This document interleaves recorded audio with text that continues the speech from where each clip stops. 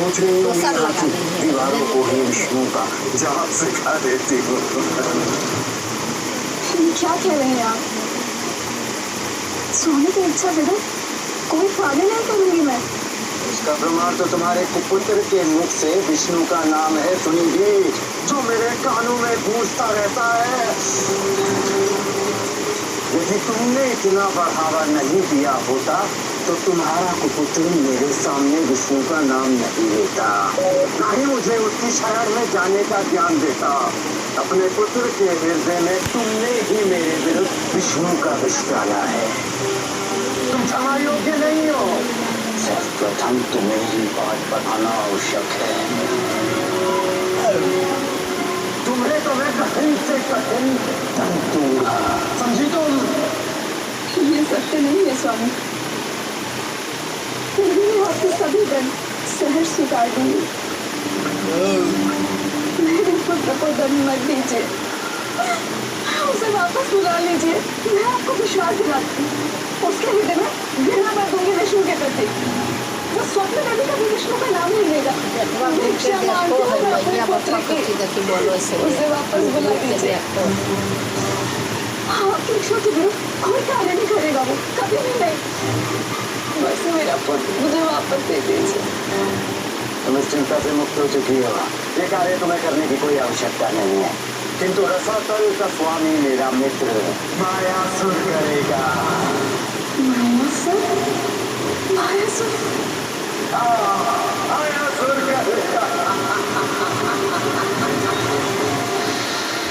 नहीं पापा, क्या आप अपने पुत्र को मायासुर के हाथों इस हाथों को बदलने के लिए इतना कठोर निर्णय नहीं ले सकते आप। नहीं ले सकते, नहीं ले सकते।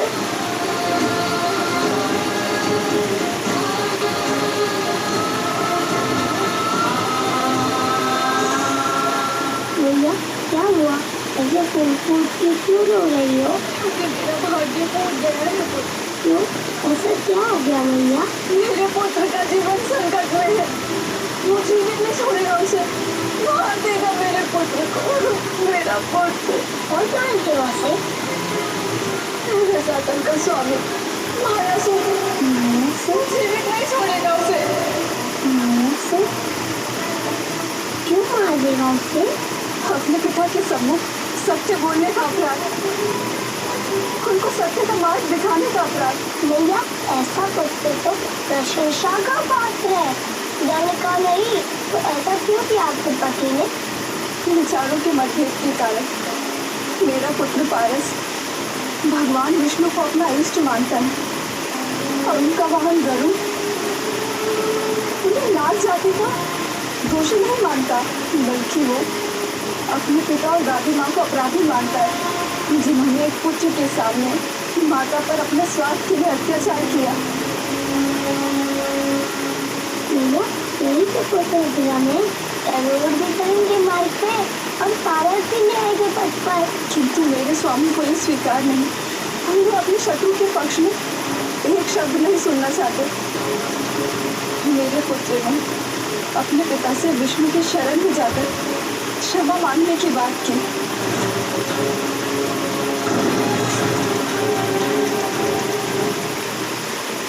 चिंतित मत होइए भैया, जो भगवान का भक्त होता है उसका कोई कुछ तारीफ नहीं कर सकता।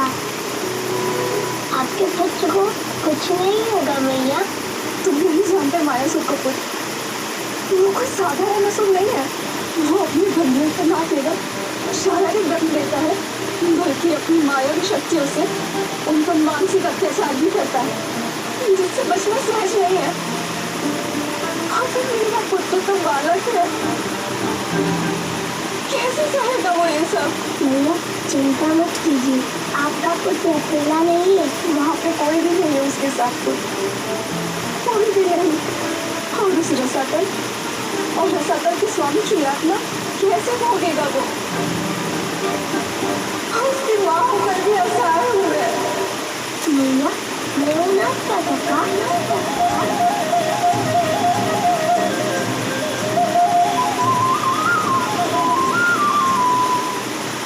भाई को